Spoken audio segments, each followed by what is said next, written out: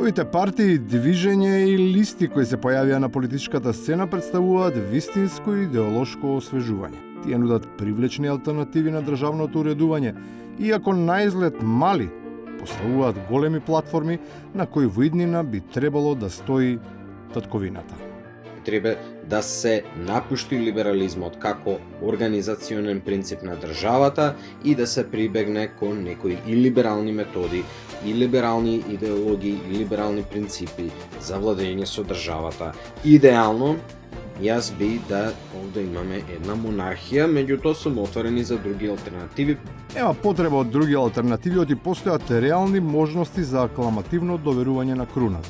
Неа се разбира поради отсуството на таква генетска жичка не може да и се даде на некоја личност која има такво потекло. Но ако се земе предвид релевантноста, популарноста, аналитичноста, познавањето и најчестото цитирање на незините ставови, несомнен е авторитетот кој поседува таква квалификација. Па нели е статистика ако Караканишева искочи и ви каже според издадени пасоши 16% дека се. Тоа е релевантен доказ зашто не би било тоа. Кој ви е изворот? Кој рековте, спомнавте извор некој? Кој ви е тој извор што го кажал тоа? Професорката Тања Камишева. И што, во полиција ли работите?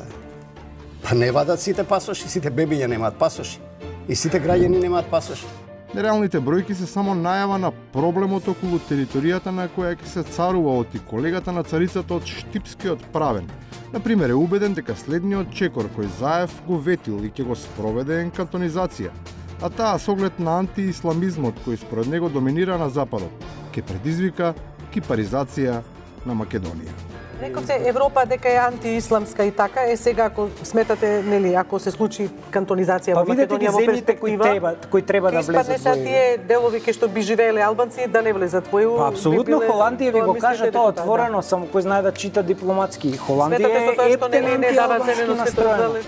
Истинска среќа е што тоа сценарио е прочитано, па дури од преку океанот стигнуваат пораки со охрабрување. Ништо од тоа нема да важи и нема да биде реалност. Оти зацртаните насоки ќе бидат избришани и курсот нема да води нанапред, туку ќе се врати се така како што си било.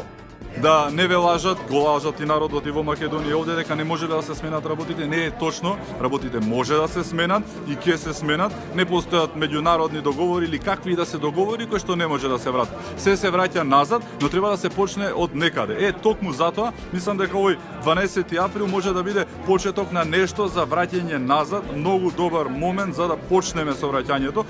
И на крајот, тоа се разбира, тешко би се случило ако не дојде до прифаќање на концептот кој го нуди единствената сила на прогресот. На потек е сега Мицковски. Татковината повикува. Единствена Македонија од денешната седница на Централниот комитет му дава рок на Мицковски 48 часа да се произнесе овој наш предлог, кој што ќе се знае конечниот настап на Единствена Македонија на изборите на 12 април. Одговор на ултимативното барање се уште нема. Нема абери ако изминаа повеќе од 2 пати по 48 часа. Може би тоа е недоследно на единствена, барем покажува дека е неуморна, за разлика од саботажата, која веќе нема простор за чекање и мора да й се стави крај.